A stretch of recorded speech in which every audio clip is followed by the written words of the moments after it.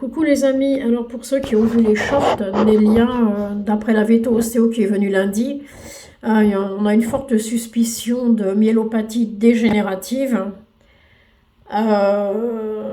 Donc on m'a conseillé quand même de faire un test pour être sûr que ce soit ça. Si c'est pas ça, je prie le bon Dieu, je préfère... À la limite, je préfère qu'elle n'ait rien, mais je me dis au pire, si elle a des hernies discales, au moins ça s'opère. C'est moindre mal. Tandis que la myélodégénérative, voilà ce qu'en dit le site Antagène, je ne sais pas si vous arrivez à lire, dégénérescence au niveau de la moelle épinière entraînant une paralysie progressive. Vous voyez, c'est sympa. Et alors, moi, ce qui m'a fait complètement halluciner, c'est les races concernées par cette maladie. Je me suis arrêtée de compter à 60. Alors, je vais vous les faire défiler tout doucement pour que vous ayez le temps de les lire.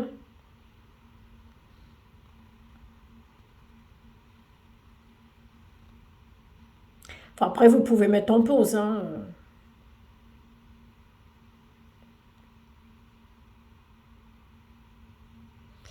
Alors, le berger allemand, race chère à mon cœur, il y a 40% de chiens qui sont concernés. Alors, quand ils disent concernés, je pense que ça doit être non pas des porteurs, non pas des chiens indemnes, donc il y aurait les deux lettres NN, ce qui veut dire que le chien est indemne. Et quand il y a les lettres AA, ça veut dire que c'est les deux gènes mutés. N est le gène normal et A est le gène muté. Donc un chien qui est AA a des chances de développer la maladie. Et un chien qui a la lettre N et la lettre A, lui, en principe, ne développe pas la maladie, mais il va transmettre soit le gène sain, soit le gène muté à sa descendance. Voilà. Donc il vaut mieux choisir un géniteur avec les résultats NN, au moins c'est du normal. Avec un mâle NN avec une femelle NN, tout ira très bien. Un mâle NN avec une femelle AN, c'est-à-dire qu'il y a une copie du gène muté et une copie du gène normal, eh ben, elle peut transmettre les deux. C'est-à-dire qu'on peut avoir la moitié des bébés qui seront AN comme résultat, et une autre moitié qui sera NN, donc normal. Après, l'éleveur, je ne sais pas s'il va s'amuser à tester les bébés, parce que s'il les teste et que tout le monde dit « Ah ben non, moi je veux le chiot qui est NN », il va lui rester tous les chiots AN sur le dos. Vous voyez? Donc, je ne sais pas. Alors moi je me dis, si je vais voir un éleveur en lui disant « Bah attendez monsieur, moi celui-là il me plaît bien, mais si vous permettez, je vais lui faire un test de dépistage avant. » Et puis je vais le faire à tous les chiots qui m'intéressent. Voilà.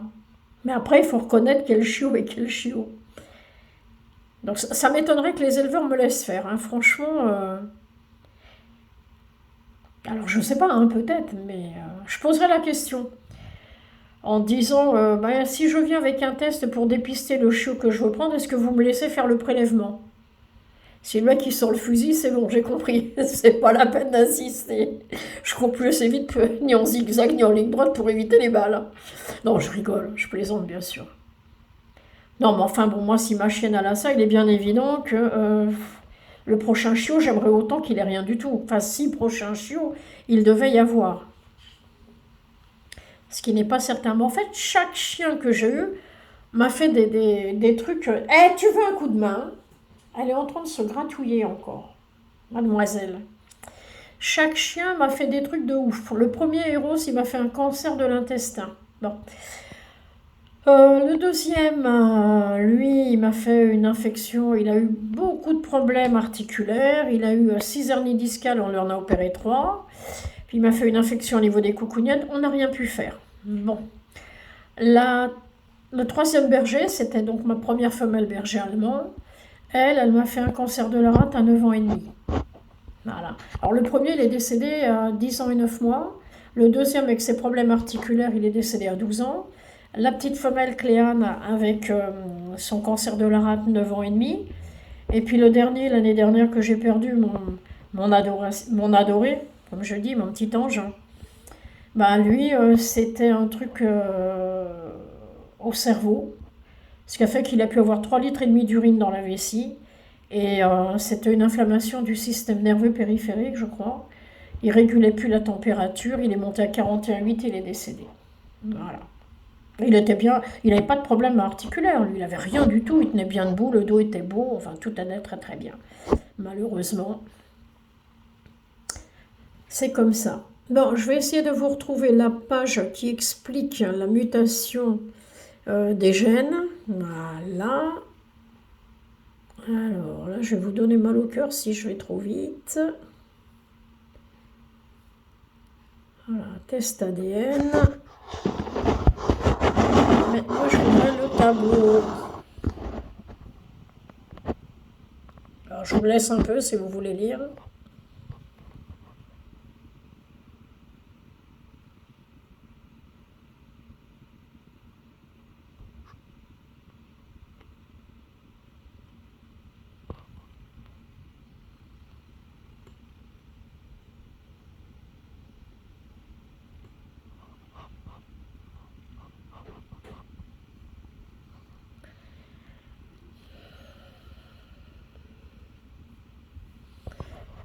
Voilà. Ah bah, pardon, je suis allée trop vite, excusez-moi. Voilà.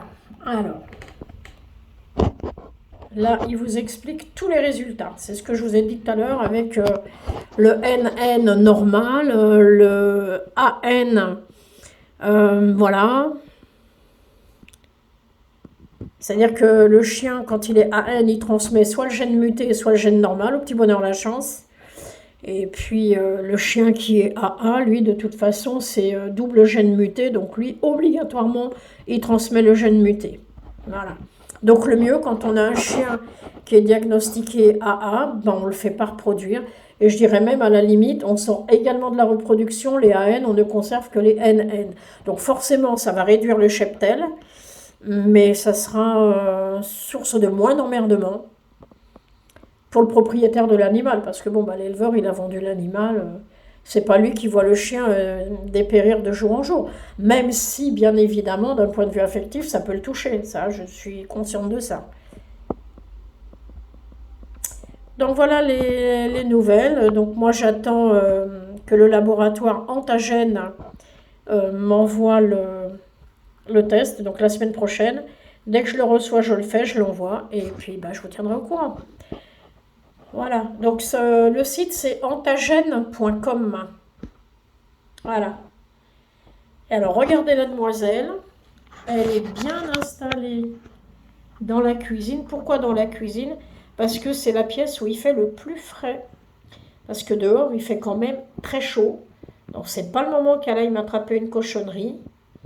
Donc elle s'était installée sur sa serviette de toilette qui était agréable et sympa. Là, lui, c'est le petit cochon qui se balade là. Ça, c'est une Nélia, hein, c'est le bordel partout. Et là, elle s'est couchée à même le carrelage parce que c'est frais. Et dans le jardin, c'est en plein soleil, donc c'était pas une bonne idée. Voilà. Bon, ben allez, sur ce, bonne soirée à tous et à bientôt. Salut les copains!